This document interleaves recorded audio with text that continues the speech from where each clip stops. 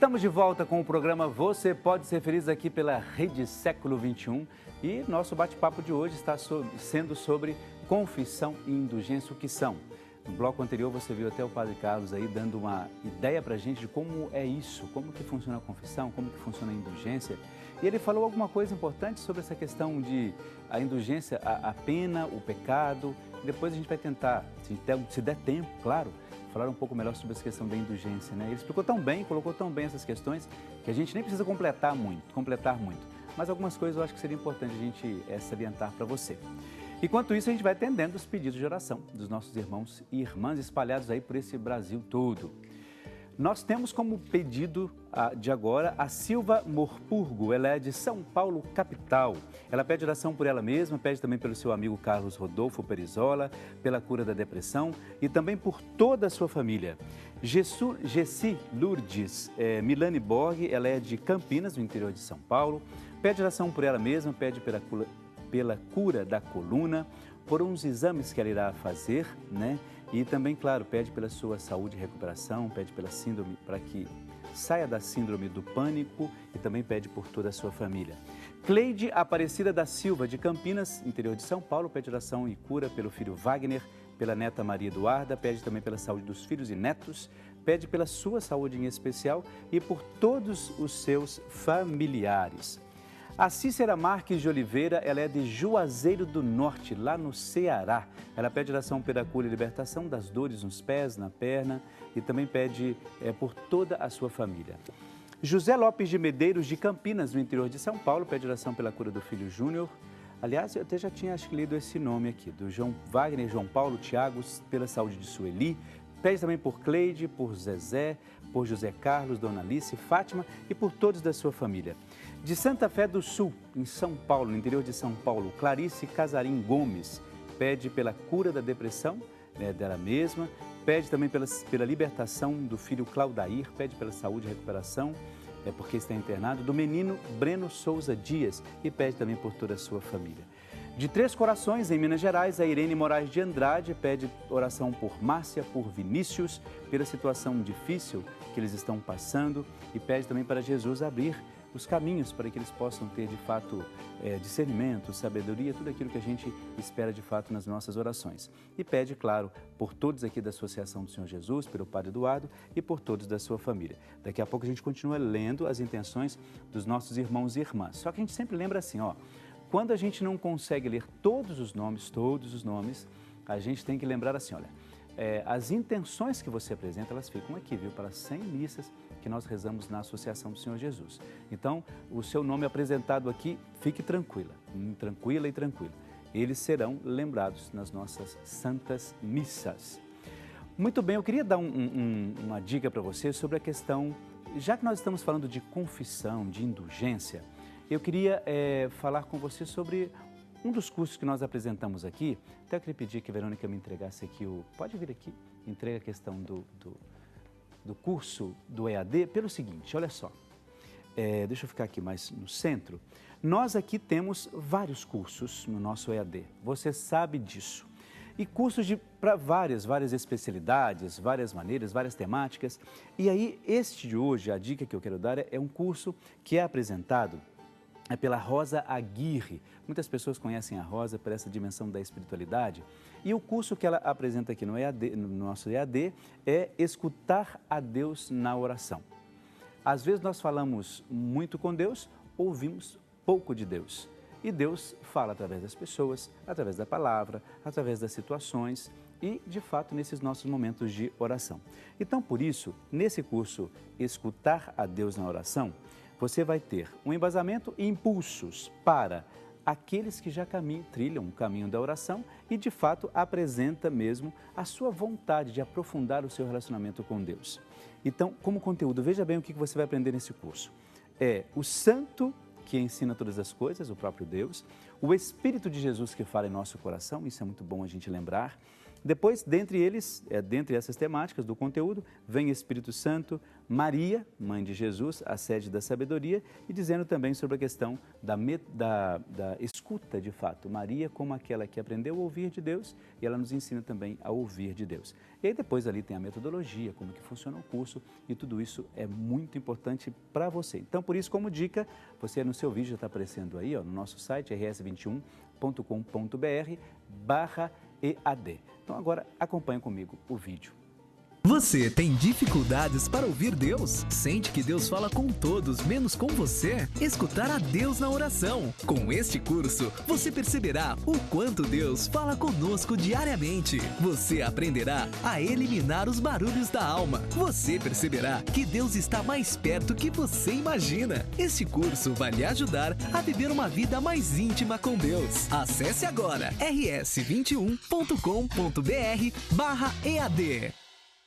Você sabe que quando a gente apresenta as dicas dos cursos aqui, inclusive esse escuta a Deus na oração, é porque a ideia é fazer com que a gente, de fato, alimente melhor um pouco a questão da nossa própria fé. Eu discordo muito quando as pessoas dizem assim, eu não tenho fé, ou eu perdi a minha fé, ou a minha fé está fraca, ou...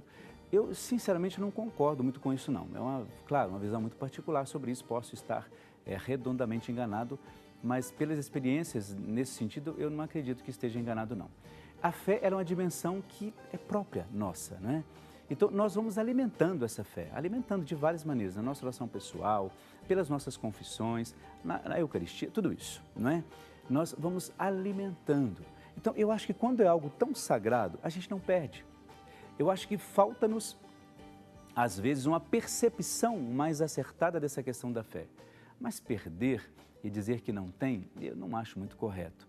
Eu acho que a gente precisa entender que a ação de Deus na nossa vida, ela é tão maravilhosa, tão bonita, que Ele não vai deixar com que eu perca, melhor dizendo, que eu perca aquilo que é essencial, que eu me alimente, para enfrentar os problemas, enfrentar os desafios, que são, às vezes, muitos na nossa vida.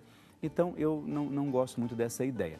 Por isso que quando a gente apresenta os cursos aqui, é para que você se alimente, se perceba como criatura amada de Deus. Tem os seus defeitos, como eu tenho também, mas a gente procura apresentar tudo isso diante de Deus da maneira mais simples e mais interessante que nós pudermos. Então, por isso, se você tiver acesso, participe, de fato, desse curso do EAD, Escutar a Deus na Oração. Muito bem, seria interessante a gente falar com você, e é uma coisa que eu tinha mencionado lá no início, para que não fique nenhuma dúvida, sobre essa questão da dimensão da confissão, pelo seguinte, a gente fala da importância, etc, etc, mas às vezes, a gente tem aquela pergunta assim, será que o padre não vai contar os meus pecados para outra pessoa? Eu queria deixar claro o seguinte, por que eu estou dizendo isso? E essa pergunta está lá no artigo que o padre Flávio Sobreiro, eu gostaria até de lembrar que ele é padre, como eu tinha falado, da Arquidiocese de Pouso Alegre, ele é teólogo, né? Ele é bacharel em filosofia pela PUC de Campinas e ele é teólogo pela Faculdade Católica de Pouso Alegre. É um sacerdote que faz algumas reflexões muito bonitas, né? Então, essa pergunta está no artigo dele. E por que eu gostaria de lembrar isso a você? Porque às vezes as pessoas têm mesmo esse medo. Porque será que o padre não vai apresentar a outras pessoas aquilo que ele está falando comigo? Será que nas homilias, nas missas, o padre não vai acabar dizendo aquilo que ele ouviu de mim para servir de carapuça para aquilo que eu pensei para outra pessoa sobre a qual eu falei? É claro que não, é impossível isso, até mesmo porque o Papa está sujeito à excomunhão, né, suspenso de ordens, caso ele mencione ou entenda passar isso para alguém. E jamais. Existe uma graça muito especial de que você não se lembra de fato aquilo que a pessoa te disse. É muito raro isso, não dá. Até porque você não atende uma única pessoa na sua vida, não é? Por isso, eu gostaria que você ficasse bem tranquilo em relação a essas questões. Né? Não há nenhuma possibilidade, não há margem para que um padre comente sobre o seu pecado, ou melhor, a sua confissão com outras pessoas. Primeiro porque ele não vai se lembrar, obviamente, porque ele atende muitas pessoas. Agora, o que pode acontecer? Algumas coincidências. Na liturgia, na Santa Missa, eu estou lá, preparo a minha liturgia, toda a minha homilia. Quando eu vou falar, eu não vou lembrar da confissão de ninguém, mas a partir daquilo que eu leio na palavra, olha, a palavra está pedindo isso. Por exemplo, Se a gente vai ler o Evangelho naquele domingo do perdão, em que Jesus pede assim, diz a Pedro, olha, você não pode perdoar só 7, mas tantas e tantas vezes. Você tem que perdoar infinitamente. Coincidentemente, na minha homilia, eu vou falar sobre isso. É óbvio que eu vou falar que o perdão é uma necessidade. Você tem que perdoar fulano, você tem que perdoar o ciclano, tem que perdoar o seu pai, perdoar a sua mãe, perdoar o seu irmão e assim por diante. Agora, pode ser que você tenha falado com o seu padre esta questão. Agora, isso não quer dizer que ele está falando para você ou daquilo que ele ouviu de você. Está falando a partir da palavra.